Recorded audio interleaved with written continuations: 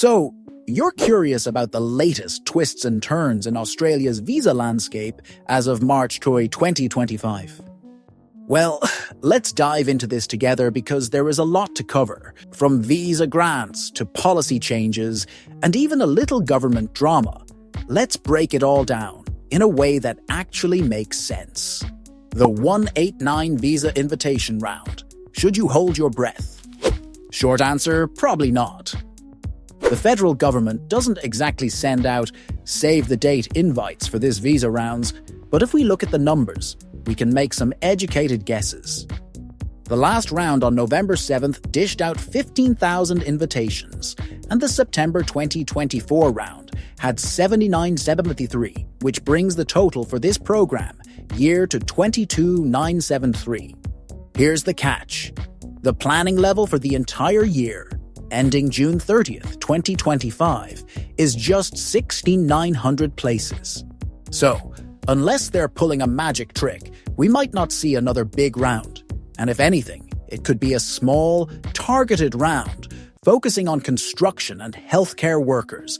So if you're in those fields, keep those fingers crossed. Where did the 491 family-sponsored invitations go? Great question.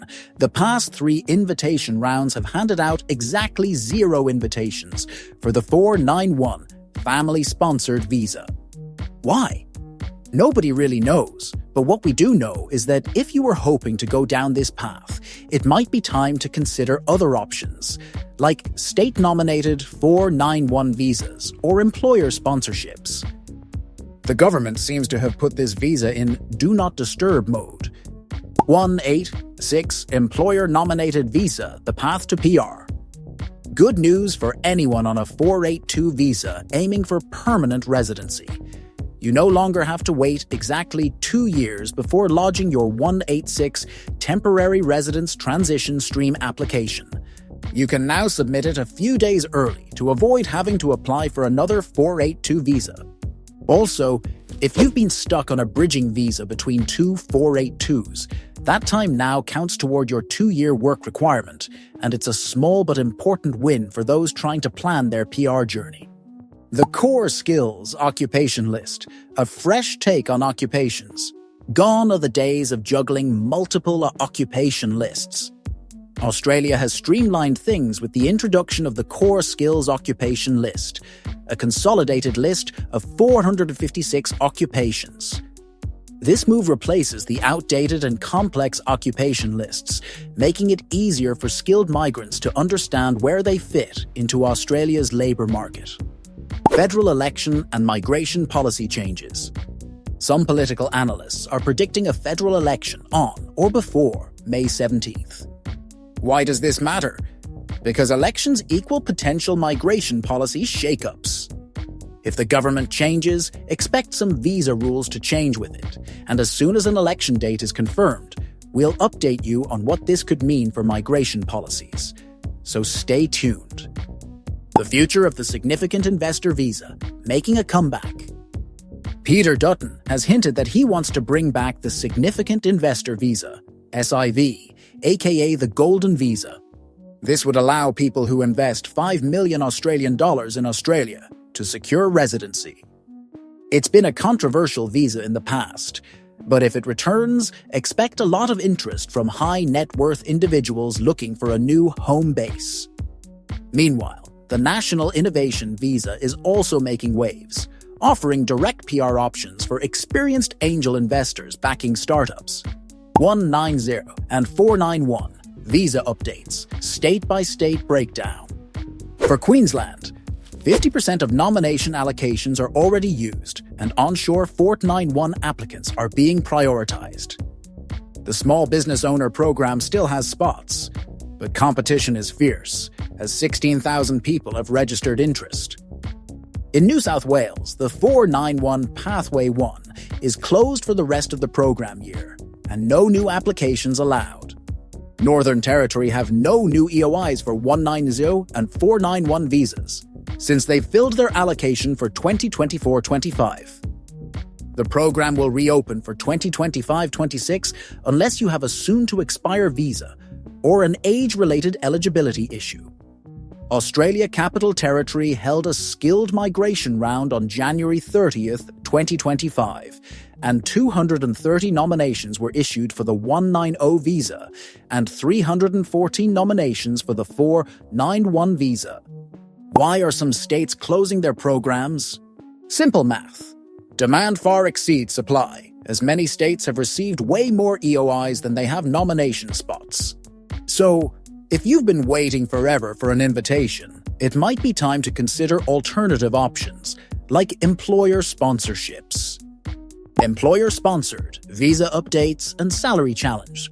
Some good news: childcare workers are now on the Core Skills Occupation List, meaning they can apply for a 482 or 186 visa. The bad news: the minimum salary requirement is 73,150 Australian dollars, and that's a lot higher than the industry award rate of 53,679 Australian dollars, making sponsorship tricky for most childcare centres.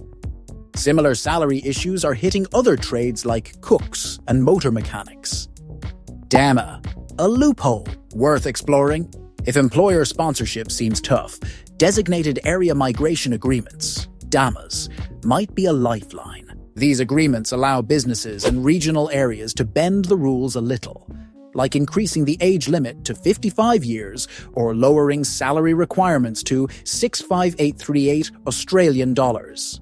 South Australia and Western Australia have statewide DAMAs, and recent grants have included unique jobs like sommelier and horticulture grower. So if you're struggling to find sponsorship, a DAMA pathway might be worth a look. Visa processing times. Is the wait getting better or worse? Let's check in on how long visas are taking right now. For 186, direct entry and transition, 50% processed in 13 months, 90% in 18 months. While for 820 partner visa, 50% of applications are processed in 12 months, 90% in 29 months. 407. Training visa has a processing time of 86 days for 50% of applications and 10 months for 90% of applications. 482 skills and demand visa has a processing time of 48 days for 90% of applications. Some 482 visas are getting processed in a little over a month.